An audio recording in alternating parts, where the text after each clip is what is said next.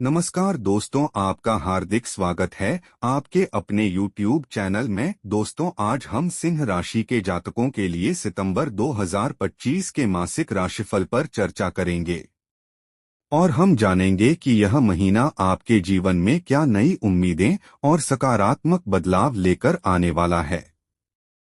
दोस्तों, सितंबर महीने की शुरुआत में सूर्य, बुध व केतु आपकी राशि में होंगे, मंगल दूसरे भाव में, शुक्र द्वादश भाव में और बृहस्पति पूरे महीने एकादश भाव में रहेंगे। शनि पूरे महीने अष्टम भाव में और राहु सप्तम भाव में विराजमान रहेंगे, जिस कारण आपको अपने स्वास्थ्य समस्याओं के प्रति सावधानी रखनी होगी, क्योंकि आप स्वास्थ्य समस्याओं से पीड़ित हो सकते हैं। वहीं नौकरी करने वाले जातकों को काम के सिलसिले में काफी भागदौड़ करनी पड़ेगी और उनकी लंबी यात्राओं के योग भी बनेंगे। व्यापार करने वाले जातकों को समझदारी से काम लेना होगा, नहीं तो आपको खामियाजा भुगतना पड़ सकता है। प्रेम संबंधों में प्रगाढ़ता आएगी। कुंवारे लोगों के विवाह होने के योग बन सकते हैं। आपके विवाह की बातें आगे बढ़ सकती हैं और विवाह पक्का हो सकता है। विवाहित जातकों के लिए यह महीना शुरुआत में परेशानियां लेकर आ सकता है, लेकिन आपके लिए महीने का उत्तरार्ध अपेक्षा से ज्यादा अच्छा रहने की संभावना बन रही है। आर्थिक तौर पर यह महीना ठीक ठाक रहेगा, आपकी आमदनी अच्छी रहेगी। महीने की शुरुआत में खर्च ज्यादा रहेंगे, लेकिन उत्तरार्ध में अपेक्षाकृत खर्चों में कमी आएगी। विद्यार्थियों के लिए यह महीना बढ़िया रहेगा। करियर के दृष्टिकोण से यह महीना अपेक्षाकृत रहने की संभावना है, क्योंकि दशम भाव के स्वामी शुक्र महाराज महीने की शुरुआत में द्वादश भाव में रहेंगे और अष्टम भाव में बैठे शनि महाराज की दृष्टि पूरे महीने आपके दशम भाव पर रहेगी। शनि महाराज पर मंगल महाराज की दृष्टि भी रहेगी। ऐसे में आपको किसी भी प्रकार के विवाद से दूर रहना होगा, लेकिन काम को लेकर बहुत ज्यादा भागदौड़ होगी और विदेश यात्रा भी हो सकती है। 15 तारीख से शुक्र महाराज के आपकी राशि में आ जाने से इन समस्याओं में कमी आएगी और आपको कार्यक्षेत्र में आराम भी मिलेगा।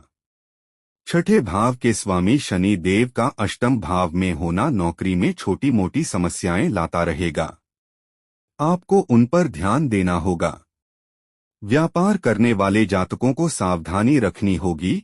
सप्तम भाव में राहु महाराज विराजमान रहेंगे और प्रथम भाव में महीने की शुरुआत में सूर्य, बुध और केतु होंगे। 15 तारीख से बुध और 17 तारीख से सूर्य आपके दूसरे भाव में चले जाएंगे, लेकिन 15 तारीख से ही शुक्र आपके प्रथम भाव में आ जाएंगे। इसलिए आपको व्यापार में सावधानी से काम करना होगा। कानूनी रूप से जो गलत हो, ऐसा कोई कार्य करने से बचें। यदि आपकी आर्थिक स्थिति को देखा जाए तो महीने की शुरुआत में शुक्र महाराज द्वादश भाव में विराजमान रहकर आपके खर्चों में अप्रत्याशित रूप से बढ़ोतरी करेंगे। वहीं अष्टम भाव में बैठे शनि महाराज पूरे महीने आपके खर्च बनाए रखेंगे, लेकिन दूसरी ओर बृहस्पति महाराज पूरे महीने एकादश भाव में बैठकर आपकी आमदनी में वृद्धि बनाए रखने में मददगार बनेंगे। मंगल महाराज महीने की शुरुआत में दूसरे भाव में रहकर आपकी आर्थिक स्थिति को मजबूत बनाएंगे, धन संचित करने में आपकी मदद करेंगे और आपकी आर्थिक स्थिति को बेहतर बनाने के लिए आपको नए नए मार्ग दिखाएंगे। 13 तारीख से मंगल आपके तीसरे भाव में आएंगे और वहां से नवम और दशम भाव को देखेंगे। इससे आपके खर्चों में कमी आएगी। 15 तारीख को बुध दूसरे भाव में और शुक्र प्रथम भाव में आएंगे तथा 17 तारीख को सूर्य भी दूसरे भाव में चले जाएंगे। यह समय आर्थिक रूप से मजबूती प्रदान करेगा। आपके खर्चों में कमी आएगी और आपको शेयर बाजार से भी अच्छा लाभ मिल सकता है। स्वास्थ्य के दृष्टिकोण से इस महीने में आपकी राशि के स्वामी सूर्य महाराज महीने की शुरुआत में अपनी राशि में रहेंगे, जो अपने प्रभाव से आपके स्वास्थ्य को अच्छा बनाए रखने में मददगार बनेंगे। लेकिन उनके साथ बुध और केतु होंगे। सप्तम भाव में राहु का प्रभाव होगा। दूसरे भाव में मंगल और अष्टम भाव में शनि देव तथा द्वादश भाव में शुक्र महाराज रहेंगे, जो स्वास्थ्य समस्याओं को लगातार बढ़ा सकते हैं। आपको क्रोध अधिक आ सकता है।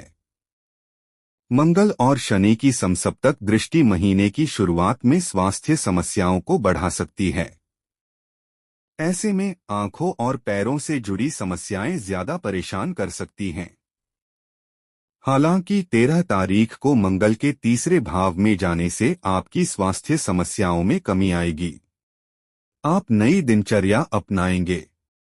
फिर 15 तारीख को शुक्र द्वादश भाव से निकलकर आपकी राशि में आएंगे। इसी दिन बुध महाराज आपके दूसरे भाव में कन्या राशि में जाकर स्वास्थ्य को मजबूत बनाएंगे।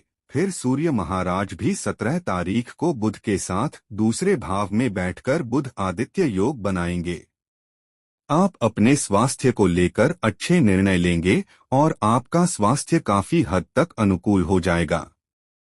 यदि आपके प्रेम जीवन की बात करें तो आपके पंचम भाव के स्वामी बृहस्पति महाराज पंचम भाव पर एकादश भाव से पूरे महीने दृष्टि बनाए रखेंगे और उनकी दृष्टि सप्तम भाव पर भी होगी, जिससे प्रेम संबंधों में प्रगाढ़ता आएगी। मंगल महाराज की दृष्टि भी पंचम भाव पर महीने की शुरुआत में रहेगी और शनि महाराज की दृष्टि भी पंचम भाव पर रहेगी। ऐसे में किसी बात को लेकर लड़ाई झगड़े की स्थिति बनेगी, लेकिन बृहस्पति महाराज की कृपा से आप उन समस्याओं को संभाल लेंगे। यदि आप अभी तक कुंवारे हैं तो शादी की बातें होने के अच्छे योग बन रहे हैं और शादी पक्की भी हो सकती है। यदि विवाहित जातकों की बात करें तो सप्तम भाव के स्वामी शनि महाराज पूरे महीने अष्टम भाव में विराजमान रहेंगे और उन पर मंगल महाराज की दृष्टि रहेगी। सप्तम भाव में राहु महाराज विराजमान रहेंगे और महीने की शुरुआत में सूर्य और बुध केतु के साथ प्रथम भाव में होंगे। इस प्रकार वैवाहिक संबंधों में समस्याएं आ सकती हैं। जीवन साथी और आपको स्वास्थ्य समस्याएं भी परेशान कर सकती हैं, लेकिन बृहस्पति महाराज की दृष्टि सप्तम भाव पर होने से समस्याओं का हल है। महीने के उत्तरार्ध में जब शुक्र आपकी राशि में होंगे और सूर्य बुध दूसरे भाव में तथा मंगल तीसरे भाव में होंगे, तब समय अच्छा रहेगा और रिश्ते बेहतर होंगे। पारिवारिक दृष्टिकोण से देखा जाए तो महीने की शुरुआत में मंगल महाराज आपके दूसरे भाव में विराजमान रहेंगे, जिससे आपकी वाणी में कुछ क्रोध का भाव रहेगा और उस पर शनि देव की दृष्टि भी होगी। ऐसे में आपको अपने परिवार के लोगों से सावधानी पूर्वक बात करनी चाहिए। वहीं मंगल महाराज 13 तारीख को आपके तीसरे भाव में आ जाएंगे, तब इन समस्याओं में कमी आएगी। 15 तारीख को बुध दूसरे भाव में और शुक्र प्रथम भाव में आ जाएंगे। 17 तारीख को सूर्य भी दूसरे भाव में चले जाएंगे। इससे परिवार में सामंजस्य बढ़ेगा, लेकिन बृहस्पति महाराज की दृष्टि पूरे महीने पंचम भाव पर बनी रहेगी, जिससे आपके भाई बहनों से बीच बीच में कुछ तनाव की स्थिति बनेगी, लेकिन आपके संबंध मधुर बने रहेंगे। आर्थिक रूप से या किसी अन्य रूप में भी आपके भाई बहन आपके साथ खड़े रहेंगे और आपकी मदद करेंगे। माता पिता को इस महीने की शुरुआत में कुछ समस्याएं शारीरिक रूप से परेशान कर सकती हैं, लेकिन उत्तरार्ध अपेक्षाकृत अनुकूलता लेकर आएगा। उपाय। दोस्तों, उपाय जानने से पहले वीडियो को लाइक, शेयर, कमेंट और सब्सक्राइब जरूर करें। उपाय। सूर्य देव का शुभ प्रभाव प्राप्त करने के लिए आपको प्रतिदिन सूर्य देव को अर्घ्य देना चाहिए। प्रतिदिन श्री आदित्य हृदय स्तोत्र का पाठ करना भी आपके लिए लाभदायक रहेगा। बृहस्पतिवार के दिन श्री विष्णु जी या राम जी के मंदिर जाकर पूजा करें।